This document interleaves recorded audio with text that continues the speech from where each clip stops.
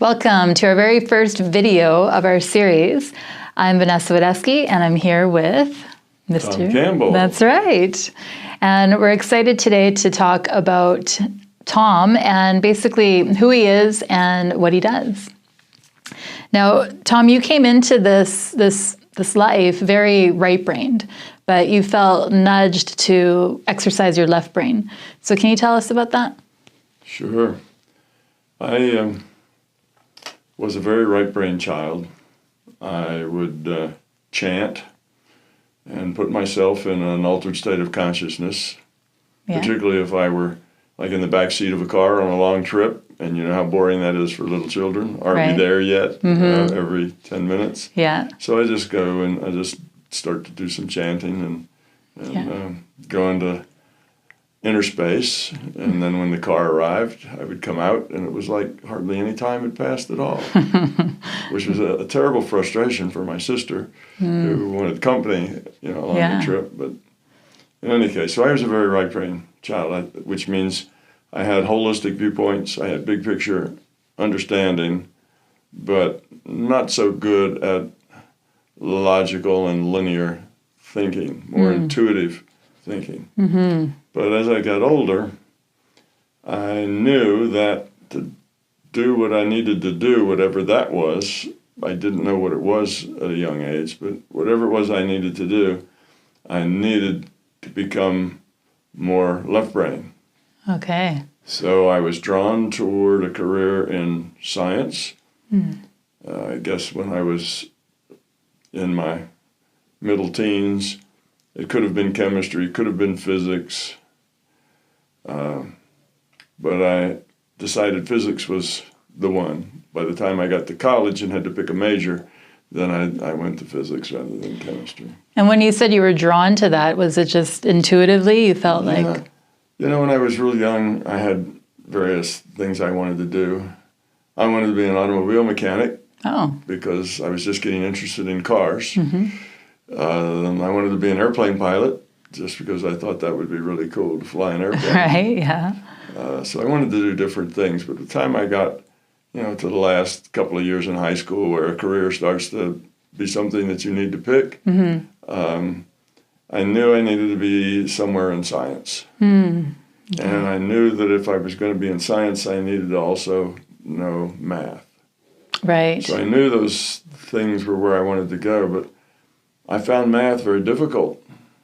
Logical process was not my thing. Okay. But I had to teach myself math because that was absolutely necessary if you're going to do science. If you're going to do physics, you need math. So I worked hard at it. And eventually, by the time I got to graduate school, math was easy. Right. I'd kind of figured out, when you're right brain, you keep asking these questions of, well, what does it all mean? Yeah. What does it mean in the bigger picture? Right. And for math, there is no answer to that. So that kept me stumbling around with math for a long time. It wasn't until I realized that math is just logic. It's the logic of quantity, nothing else. Yeah. It doesn't have a big picture thing. It just is the logic of quantity. Quantity is a fundamental thing in our reality. Right. Quantity is everything. We look at it in terms of quantity. How heavy, how fast, how whatever. It's all quantity. Yeah. So in any case, once I realized it was just a self-consistent logic, and all you had to do is maintain the rules of the logic through, and you'd end up with the right answer. Instead of saying, well, what is the bigger significance of this math? How does this math fit into the larger reality? Right. That kind of thing. It's like, well, it doesn't really. Yeah. It does. There is a fit. The larger reality is math-based. But again, it's just logic. So when I realized that all I had to do was apply the rules, and there wasn't anything more to it than that, then it got easy. I just learned the rules, follow the rules, and apply them without well, what does this mean? What does this rule mean? But you had to condition yourself to think that way because you were big picture thinking. Exactly. So I understood, probably better than most people in math, the significance behind the logic in mathematics. So when you do something simple like to know that if you multiply A times B and C times B, if you want to add those, A times B, let's say plus C times B, that's the same as A plus B, times C. Right. It's so these are some of the rules. Yeah. These are the rules of quantity, of mathematics. And I understood those pretty well. Okay. Most people in math just memorize it. Yeah, that's the way it works. Right. And then they plug and chug. Yeah. But it does say something fundamental about quantity. So I understood those. But I stopped looking for the higher meaning in the rules. And then the math got easier and easier and easier to do. And again, you had to train yourself to think that way. Yeah, you have to train yourself. Because you were very big picture. It's the way you approach the world. Yeah. If you're a right brain, left brain, it has to do not just with how you interpret things, but the way you approach the world, the way you find significance. And if you're looking and looking for a deeper significance and it isn't there, then that can be frustrating. It's frustrating and it's hard, and I can't quite do this because in my mind, it's not just about getting the right answer. It's about understanding how it all works together. How that all works together. Yeah. So you came into this reality just being very right-brained, and then you felt nudged to train your left brain, exercise your left brain. Now, because you came into this reality very right-brained, there's this rumor going around. And the rumor is, have you heard of Swi-Yuktesar? Swi-Yuktesar? Oh, yes, Yuktesar. Yeah. In Autobiography of a Yogi. Yogi by Paramahansa Yogananda. Yeah, Yogananda. Yeah. I have heard of that. Okay. So he was the guru of Paramahansa Yogananda. And the rumor that's going around, people are saying, is that you're actually the reincarnation of Swi-Yuktesar. That's the rumor that's going around. Well, interesting rumor. That's what I say. It's an interesting rumor. What's interesting about you too is that when you were a child, you had these unusual experiences, journeying out of body, right? And these happened for you up until you were about what the age is? About 7. About 7. And then they stopped. Why did they just stop? Well, a couple of entities came to me when I was maybe 5 and took me out of body, talked to me, took me out of body, and they came back then the next night, the next night, the next night. So I played with it. I got out, I flew around, around the yards, the territory I was used to, as a 5-year-old. I could go through walls, I could go through bushes. Nice. I could... fun. Yeah, it's just fun. So when you're 5 years old, you play. Yeah. So I played with it. And how did you know it was, did you think it was your imagination, or how did you process that information? Well, to me, it was sort of like a dream in the sense that, I go to bed and then this stuff happens. So I process it sort of like a dream. And when you're in a dream, you don't think that you're dreaming. Right. You process it as actual reality. Right. Yeah. So it was like that, except I knew, I don't know exactly how I knew, but I knew that it wasn't a dream. It was different than a dream, because when I dream, the dream is usually, I'm at the center of it. When you dream, it's your dream, and you're kind of the main character in the dream, and everything else is peripheral to you and your choices. But in this case, it wasn't. It was these two entities came. They were in charge. I was just along for the ride, and I was having fun, but it was something I couldn't do without them. So it was a thing I could only do when they enabled me to do it. I see. Okay. So I wanted very much to be in charge of it so I could do it myself. And so I asked them to teach me. Yeah. And they said, "Nah, you wouldn't like it. Oh. You wouldn't like it. The process is, it's not all that, fun." So I took that for a while, and then I pestered them more, teach me. Come on, please. So they said, okay, we will. And I immediately went into from just being awake lying in bed, I went into a pulsation state. And the pulsation state started out easy, but then got really violent. Oh. So when it got really, really violent, I said, okay, you're right. I've had enough. I've had enough. Stop it. You can stay in charge, but I didn't really like that outcome. But it stayed that way for a while.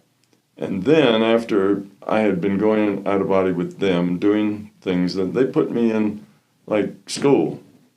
So they'd come, at first I just played. They wanted to get me interested. After I played and was interested, then it was, well, try to use it for this, try to use it for that, No, focus your mind, I was told. Oh, wow. And after I'd been in school a while, they then did decide to teach me. Oh, how to do it on your own. They teach me how to do it on my own, but they didn't want to do that right away. Yeah. So they did teach me how to do it on my own. And it was interesting because while I was, pre-7, 5 and 6, when I would go out of body, after I'd been through some of that schooling, it was more like I was an adult. Well, at least a 5-year-old's view of what an adult is. Yeah. It was different. Right. It wasn't like being 5. It was like being, 18 or 20 or 25 or something. In my mind, it was an adult, yeah. It was like an adult. Like you had adult choices you could make? Yes, and I had adult attitudes, and it wasn't so much about me. When you're a child, you're kind of at the center of your world. Yeah. It wasn't so much about me. Oh, interesting. And yes, I had choices that I could make, and the learning, I had to focus and pay attention. And a 5-year-old doesn't focus and pay attention very long. No. They've got a very short attention span, That's right. Measured in a few minutes. Yeah. But I would work for hours and have attention, so I was acting and feeling very much like a young adult. Right. When you were in this altered state of consciousness. State. And then when I'd come back, I'd go from that adult state back to a 5-year-old state. Oh, you would? And I'd kind of examine that as I'd go back. That, well, once I got back, now I'm in my body, I'm lying in bed, and I had the viewpoint of a 5-year-old. So you had the 5-year-old attitude came back. Yeah, the 5-year-old attitude came back. Oh. And so were you like observing yourself outside of yourself where you could see, like, or it was the 5-year-old that was like, oh, now I'm a 5-year-old again? Like, it just changed. It's like you're one and then you just morph into the other one. Oh. Over, I don't know, 10, 15 seconds in the process of coming back. Oh, wow. It's like you got one mindset and way of thinking and way of being, and then you've got another. Wow. So I thought that's interesting, but fun. That's good. So that's what I did for a couple of years, and I did that fairly often. Like every night? Yeah, pretty close to every night. And sometimes there'd be exceptions, but pretty much every night. So that's 300, 400, 500 times that I was in and out of body. It was almost every body. So it was a lot of experience and a lot of learning. And then somewhere around 7 or so, I was told that I needed just to be the 7-year-old. I needed just to be my age. Otherwise, I would grow up strange. Because I found out very quickly that you didn't tell anybody about this. I didn't really tell my parents. I maybe did the first time or two, but you don't get a very positive reply. That's nice, dear. You had a dream. It doesn't mean anything. Forget it. And I knew that it did. Right. Because I was learning things and going places, and it was every night. And I got to meet and learn about these people and other things. So you just kept it to yourself. And I got to be an adult at night, not just a 5-year-old's perspective. That's every kid's dream, right? So every kid wants to grow up. It was a real thing. Yeah. And I gave up trying to talk about it. So it just was my thing. And I didn't share it with anybody. But I got to this point where they said that if we continue this, you're going to grow up 8, 9, 10, 11, 12, and be really strange. And you're not going to fit in. It's going to be a detriment to your growth in growing up to be oddball out. The weird kid, yeah. The weird kid. Yeah, so they stopped it. they stopped it. They just said, no, can't do that anymore. And I thought, yeah, well, right, I can do it myself. Oh, and? And they said, no, you can't. So they made it, they shut the door and locked it. So I couldn't do it myself. That must have been sad. But I could always have a communication link open. I couldn't go out of body, but I could still chat with my friends, my non-physical friends. If it were, the ones that were teaching me and so on. I still had those as mentors. Yeah. I could ask them questions, they'd give me answers. So I always had a link there. Personal guides. I never really thought about it as being an odd thing. I guess I assumed that everybody had a link like that. Because you never talked to anybody about it, never so talked you to just anybody assumed about it. So, everybody had that. I figured, well, I don't know, I just didn't see it as being an odd thing or a unique thing. And I suppose some kids do have those guides, and they call them their imaginary friends, right? Yeah, these weren't imaginary friends, these were all adults. But these were all adults. These weren't other kids. Right. These were adults. Right, yeah. So they were somebody that you could, ask questions to if you needed a bigger picture, needed to understand something or where things were going. What was, if I do this and that, where is that going to lead? They could give you probabilities. And they gave you reliable information. Yes, I found out that never did they give me any answers that were not correct. Wow. So it was, I trusted them 100% because they were always right. Even at times where I didn't like what they said. No way, sort of thing, and turns out they're right. They predicted it, yeah. Wow, that's incredible.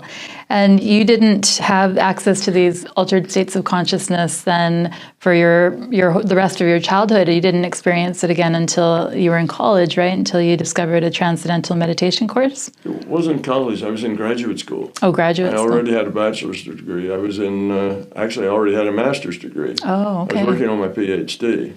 And I was in school, and I walked into the physics building one morning. There's this big sign on the wall, transcendental meditation.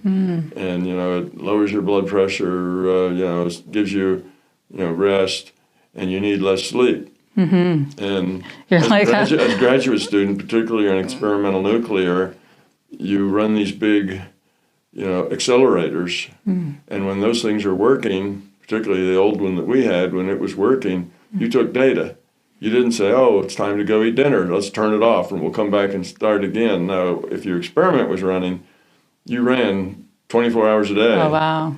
To get your data. Okay. And sometimes you'd have to have another graduate student working with you to spell you so that you could get a few hours sleep. Right. But that graduate student didn't really know so much what you were doing and wasn't going to be as careful with it as you would. So that means you'd get 2 or 3 hours sleep and you'd back up. And then maybe he'd spell you for another couple hours, 8 or 10 hours later. Right. So you had to get by on just 2 or 3 hours sleep in a day, and that might go over 3 or 4 days.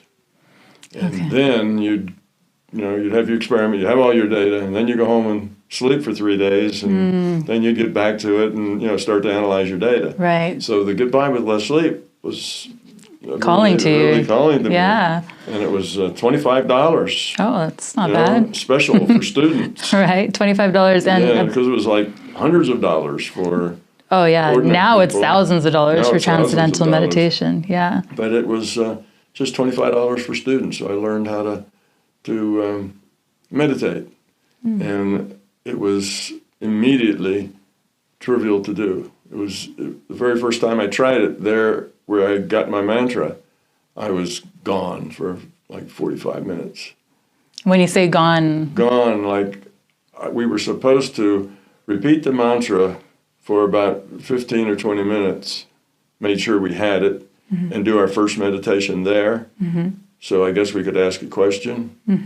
And I said, okay, and I started meditating. Yeah. And then I thought, well, I wonder if my 15 minutes is up yet. Yeah. So I took a peek at my watch, and it was like 45 minutes had gone by. Oh, wow. And I only had an awareness of just a few minutes. Holy. So I get up and I look around, and all the people that I came in with, were all gone. You're the last one in your chair? They had all come and done their thing and left. So, because there was quite a few people that were being inducted, all at the same time. Oh, okay. So that was my first experience. And then you'd meet a couple of more times after that to learn and ask questions. So we had like 4 or 5 meetings afterwards, like 1 a week, 2 a week, I don't know. And then it was done after that. But to get you going, it had that. And every time we met together, it was the same thing. You know, within seconds, I was gone and off in inner space, kind of exploring, and was unaware of time going by. Wow. That's so rare that happens, because I was already pre-programmed. I came in as a right brain. Yeah. I still had that right brain, but I also had the left brain. So at that point, I was developing both sides. The right side had been developed. I still was very intuitive, but now I could also do math and do physics. And how did the meditation help you with your math and physics in this? Well, after about a month's worth of practicing the meditation, which was easy, doing it regularly, I think we were supposed to do it 30 minutes a day.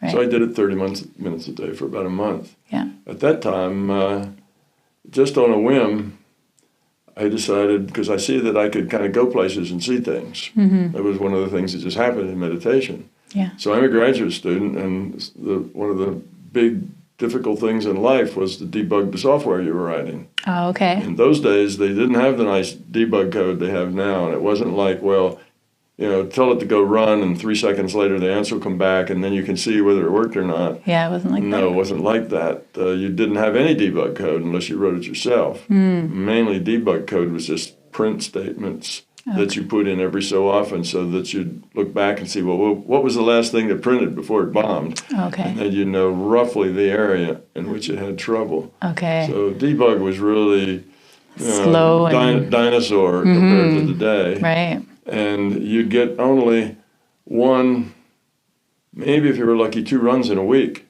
So you'd put your stuff into the university's computer, which was one computer for the entire university. Oh my gosh. And that computer probably was not nearly as powerful as the computer that runs your cell phone. Holy. Because this was in the back 1960s. In the day. Right, yeah. Computers just weren't much then. They weren't very powerful. So everybody was using this one computer that today was just super, super slow. Yeah, yeah. And this was a Burroughs, a computer that's not even made anymore. Right. So not that efficient at pulling the data. They had something like, I don't know, 3 or 4 kilobytes of memory, and we're really proud of that because that was more memory than most. So they were really, we've got a great computer center. We've got 4 whole kilobytes of memory.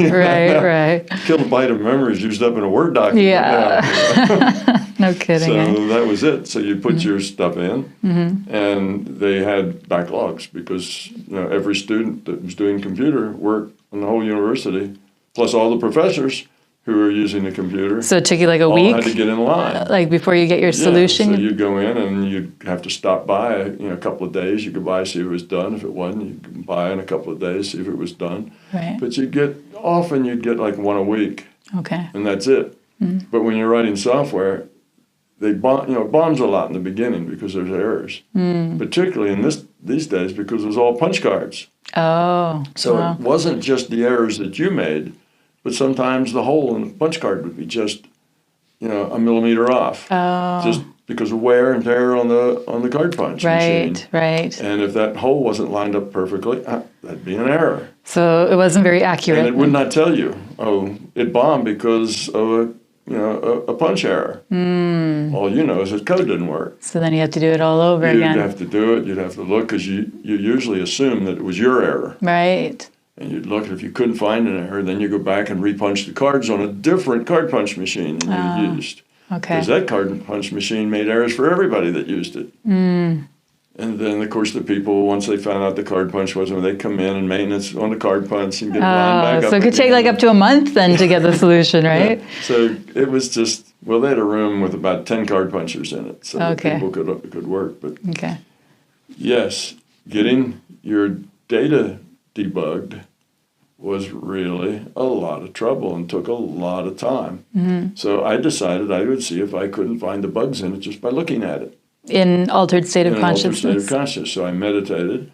I brought up the like a printout, and I let the printout scroll by.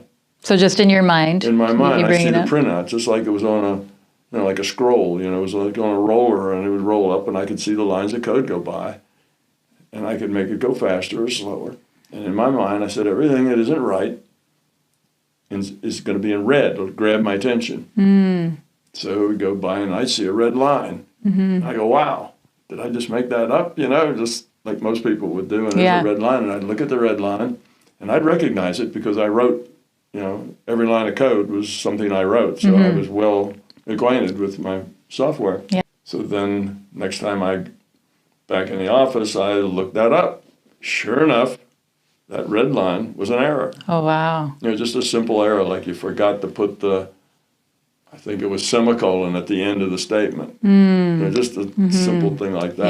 Yeah. So I found them, so then I started doing it more and more. Yeah. And then I got pretty good at debugging my stuff. Yeah. Because instead of doing it in months, I was doing it in... Like that? Yeah. In like seconds? I'd get it in seconds, but I'd debug a whole... So I had like, my program that I wrote was like 4 boxes of cards. Wow. The boxes were long. Oh, wow. Excuse me. They were long boxes. I think it was maybe 1,000 cards in a box. Holy. That's a lot. And that was another error you'd get. The people running the machine, they had to work with these cards. Yeah. So sometimes they take your cards out, and then when you put them back in the deck, they wouldn't put them in the right place, so they would confuse them with somebody else's cards. Right, okay. Or they'd turn them around and put them backwards. Yeah, lots of errors, yeah. So now you think you had a really good run, and you go running a bomb, and it may take you 2 or 3 weeks if you only got 1 shot a week to figure out what was wrong. So this method that you found, meditating and finding... It was 100 times more efficient and effective. Okay, so then that gave you this this kind of awareness or this knowing that, hey, there's something to this meditation. That was like that was a huge aha moment, like a bomb going off. Oh, I thought I knew what reality was about. I'm a physicist. That's what we do, model reality.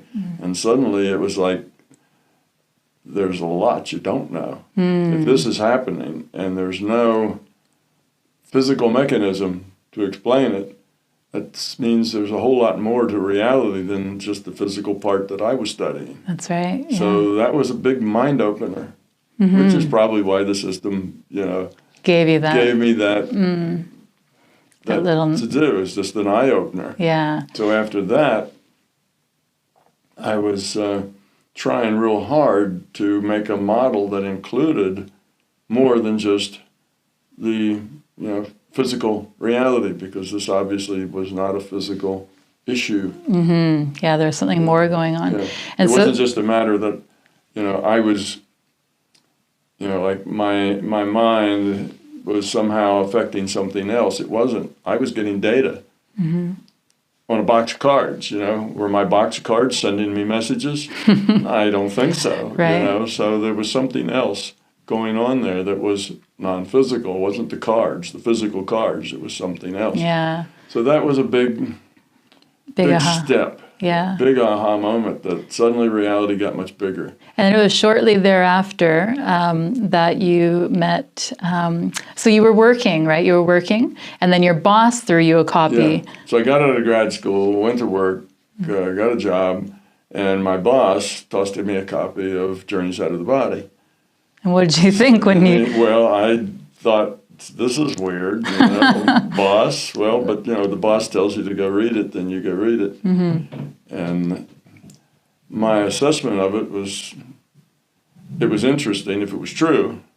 If it's true, then that would show a much bigger reality that one could experience, not just do things like gather information, but could actually experience it. But is it real? Is this guy just making it up to sell books? Yeah. I'm a physicist, right? That's the way we think. Yeah. We don't say, oh, great, solves my problem. We think very skeptically. And it was like, yeah, but how do you know? How do you know it's real? If that's real and it really happened the way he says, then I'm very interested because I'm trying to figure out how this reality works with this other non-physical component added to it. Mm-hmm. But we didn't know. So I told my boss that was my take on it, and he agreed with me. Yeah. And not long after that, a month or two after that, he says, hey, we've located Bob Monroe. His house isn't that far away, and we've called him up and made an appointment to go see him. Do you want to come? Oh. And I said, absolutely. Yeah, go meet the author himself and see. I want to go find out if this guy is making it up. Is he a con man trying to make real interesting books just to sell books and make money, or what? Mm-hmm. Well, when I met him, it was real obvious that he wasn't a con man, that he was serious, and that he wasn't just some guy trying to make money. How do you know? He already was well over a millionaire. Oh, okay. Owned a lot of stuff. Okay, so why would he pray to 500-acre estate with a big white house on the hill, a pond with the fish, horses running along the white board fence, Virginia gentleman. So you pull into this address, this estate, and it was like, well, this guy isn't making weird books to make money. He's legit. He's legit. Yeah. He's got all the money he needs. Yeah. And he's printing those books because he really wants to understand what's going on.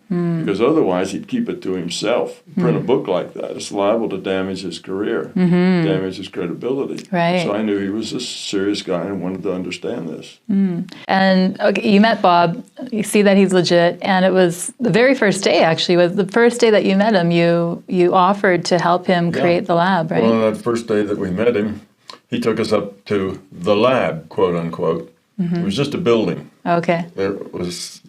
You wouldn't have known it was anything other than a house. Right. It was just a small house. And he said that he had built this to be a place where we would study consciousness. Wow, okay. And that he hadn't done anything with it yet. It was just a building. But he was looking for some science types to man it for him, to work on it. So Bob asked all of us. We were at this lab that he had, and it had a deck. We're all sitting out on the deck, and he looked around us, and we were all techie people. Everybody was a techie people. Where I worked, I'm a techie, so everybody else there was pretty techie too. Right. So he said, "Well, you guys are a bunch of scientists, so would any of you be interested in working with me here in the lab?" And right away. Which is interesting because I'd just been out of graduate school a little time, so the hand in the air, it's like, oh yeah, I don't have to do this anymore, Right. You can just say something. You could just say, yeah, I'm in. And Dennis Menerick, a friend of mine, his hand went up, or he said, me too. Maybe his hand didn't go up. He was a couple of years older than me, out of graduate school.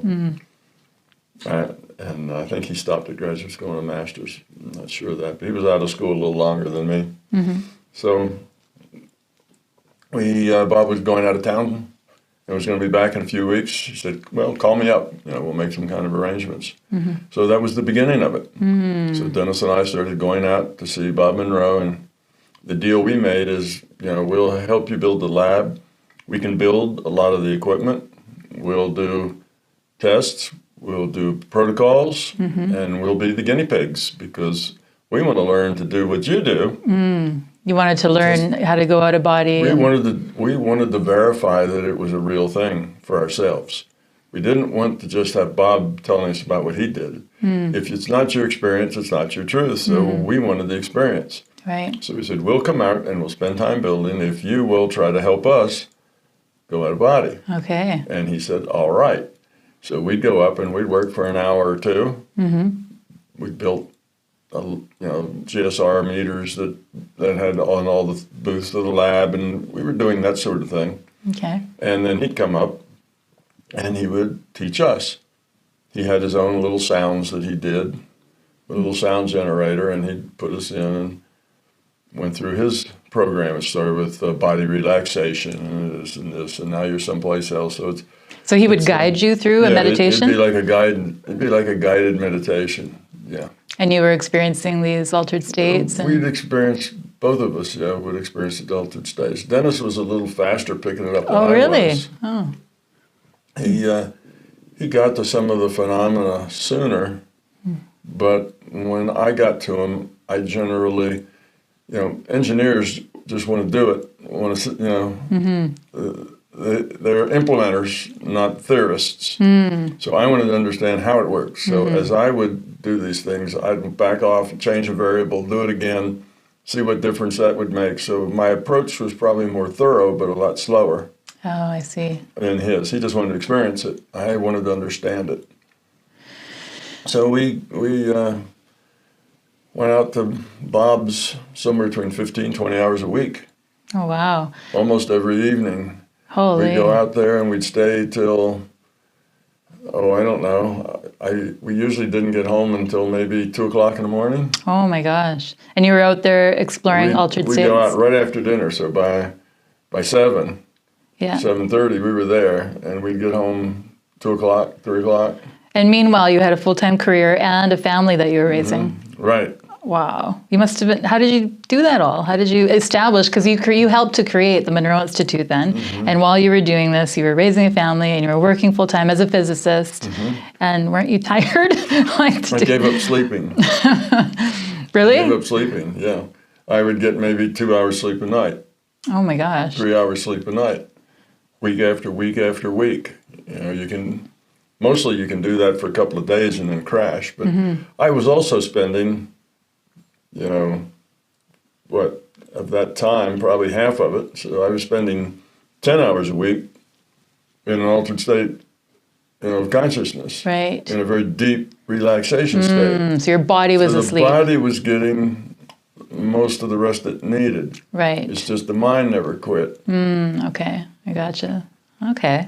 And you did this for like a decade or more than a decade? The best part of a decade. We started like in 1972 maybe, 71 or 72, early 70s. And by pretty close to 80, we were starting to wind down? Yeah, to wind down. Why did you decide to wind down and then go on a different path? Because after Dennis found the binaural beat technology and we tried it and it worked really well. Yeah. And we ran lots and lots of people through just to see how it would affect them. We wouldn't tell them anything about it. Come in here, listen to this, and see what happens. And we realized it was a pretty powerful way to put people in a good meditation state. And Bob put together a program and announced it among people he knew. And those people went and stirred up a whole lot of interest so that pretty soon there were hundreds and hundreds of people who wanted to come experience that program because they were learning how to go out of body. Right. We'd have a lot of people during a weekend program that were able to go out of body. So that got to be more of a job than it was a research position. So Dennis and I built this big audio delivery system so that 30 or 40 people could hear the audio all at the same time. This was way before cell phones, way before PCs. Back in the 70s. Way before portable, things like that were available. So we just had an audio source that had a lot of watts to it, and we'd split it, 40 ways. People were lying down with this audio distribution system running on a cord right up between them, and then there'd be people lying out on this side, people, bring their air mattress, kind of thing. Wow. So we'd get a conference room and get the tables and chairs out, and then we'd lay down? Then we have 40 people in there that were all with their own air mattresses, and that's how we did the first events. But pretty soon we were flying to Chicago and to LA and to Boston and you never intended this to be your job. You were just no. This was just research. We were learning. So when it got to that, when it got to be that we were now trainers, and almost every other weekend or so we were flying someplace, we still had been coming out to the lab. We still had jobs. We still had families. And now we were trainers. It's just too much. Yeah, yeah. It's just too much. So both of us left. Just said, well, we'll help you train some other trainers, but we need to. Right, and we need to go back home. Yeah, no kidding. Yeah, and that was too much for you guys, so you decided to stop that, and you left the Monroe Institute, but you continued on your own to study altered states of consciousness. Yeah. And I still was connected to Bob and his group. Now, after Dennis and I left, Bob had acquired new land. That's what he called it, the new land. Oh, okay. And he got that in a blind real estate swap in a course that he was in. Nice. He got the new land. He decided that there was enough interest in it that it would make a business. He was a businessman. Right. So he said, oh, this is going to make a business. So he started to build the Monroe Institute that is today. He incorporated as a TMI. See, it wasn't TMI when we were there. TMI didn't exist yet. Yeah, okay. The Monroe Institute. We just went to the lab out at Bob's house. Yeah, okay, It wasn't the Monroe, the official Monroe Institute. Yeah, that all started later, after Dennis and I had been the trainers, and then he had some other people doing training, and he realized there's a lot of people who wanted to do this. So he built a lab and set that whole. And then you went on to do your own thing, where you continued working as a physicist. You were contracted out by NASA. Right.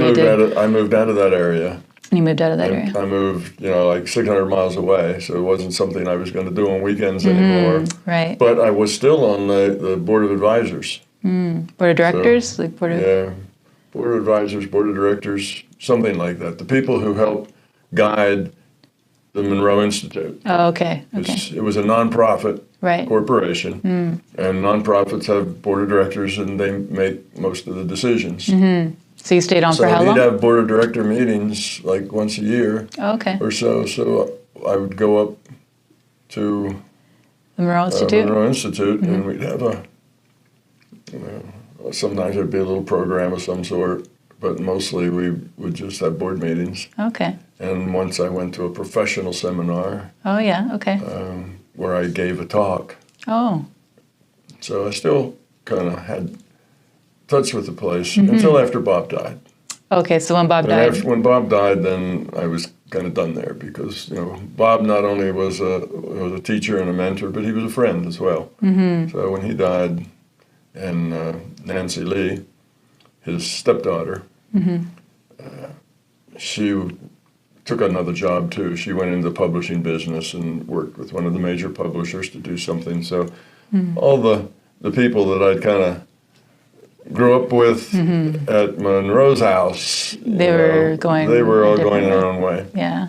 Okay. It was changing into a new thing. Now it was a corporation, it was a business, and kind of the old guard stepped aside and let the business flourish. Right, okay. And so then you were on your own, doing your own thing, working as a professional and obviously raising your family, and then still continuing to study altered states of consciousness? Still trying to figure out how does this thing work. That was my job. Dennis kind of led the building the equipment thing because he's an engineer. He's a double E. And my job was to try to figure out some theory, some understanding of what was going on. So we had hundreds and hundreds, if not thousands of hours in out of body. Right. We had tons and tons of evidential data, remote viewing, checking to see if we got targets right, of reading future headlines, numbers that were put on a blackboard, after we were in our booths, a trip that we made together.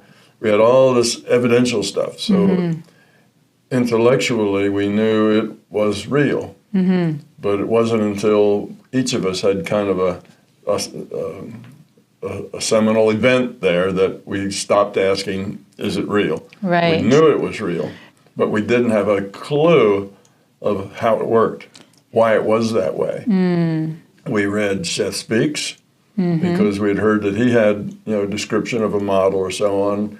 And Seth, we thought, generally had good ideas, but on the details he was pretty vague. And some of his ideas seemed just a little what, a little out there? A little out there, or something that we didn't, we read a lot of his and said, well, that could make sense. Seth said this is a multi-dimensional reality. Well, we said, okay, that fits, we find it is, but he didn't really define what a dimension was. Right, okay. You see, things like that, so details are missing. Yes. So it's kind of good, but it's kind of airy and not too, it's grounded in logic. Not too logical necessarily. It was just him stating it. So even though he had a model, it was not a good scientific model. So you set out to create you set out to create your own scientific model. I set out, basically my idea was, out of all the time that I spent at Monroe's, I had gotten a bunch of facts. All the time Dennis and I did things out there. I came up with a set of facts that I know reality is this way because I can do these things. I can go to these places and I can go back. It's totally reproducible. I can do it at will. It's dependable. It's very dependable, so I know it's a real thing. Besides, Dennis can do it too, and so could 20 other people. So it was a real thing. But then there's problems like, but is it always the same every time? And can you always do it? And it's like, well, actually, no. It's like sometimes, like if I'm stressed or I'm thinking about other things, it doesn't work out too well. So I knew it had to do with mind. I knew it was, it was basically consciousness that we were talking about. So I wanted to understand consciousness. How did consciousness work? So I had all these facts about consciousness. Consciousness is fundamental. Our physical reality is not, because I could do things in consciousness that would affect the physical reality. But I couldn't do things in the physical reality that affected consciousness. Right. Therefore, consciousness is fundamental, and the physical reality is a derivative of consciousness. The causality flowed from consciousness to the physical, but not the other way. Right. So you had consciousness was causal, And you had all these facts and all this information. And how long did it take for you to gather all this information and create My Big Toe that you had, the theory of everything? Oh, let's see, from 1980 to 2000, 2003. Okay. So somewhere in that neighborhood. So just over 20 years, 20, 25 years. And then I had to take another 5 years on top of that. So it's 20, but let's say 25 years, and then I had to take another 5 years to write the books.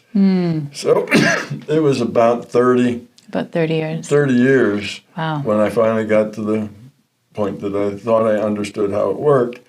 But then over the first 5 years or so that I had the books out there, I learned a lot. A few other things fell into place. And the science part of it fell into place. I mean, I knew that we were a subset, and that physics was a subset of metaphysics. But I didn't really know how to derive relativity and quantum mechanics, which are that's the little toe. That's Einstein's little toe. How do we derive quantum mechanics and relativity from one overarching understanding? That's what Einstein called a toe. And the physicists, that's what they mean when they talk about a theory of everything, a toe. So it was a couple of years after the books were published that I found that I could derive quantum mechanics and relativity using the same principles, the same concepts that I had developed in my model of consciousness. So then the model of consciousness really became, a model of everything. So I knew that was in there someplace. I just didn't know how until then, and I figured that out. And then I was able to solve lots of paradoxes in physics, in philosophy, even in biology. Paradoxes that we know this is true because we can do the experiment and we can measure it, but we have no idea why it works that way. Then I could explain it, why it worked that way, why it had to work that way, why it couldn't work any other way. So that then was probably 2005 maybe. Something like that before that happened. Right at the end there. Yeah. That's amazing.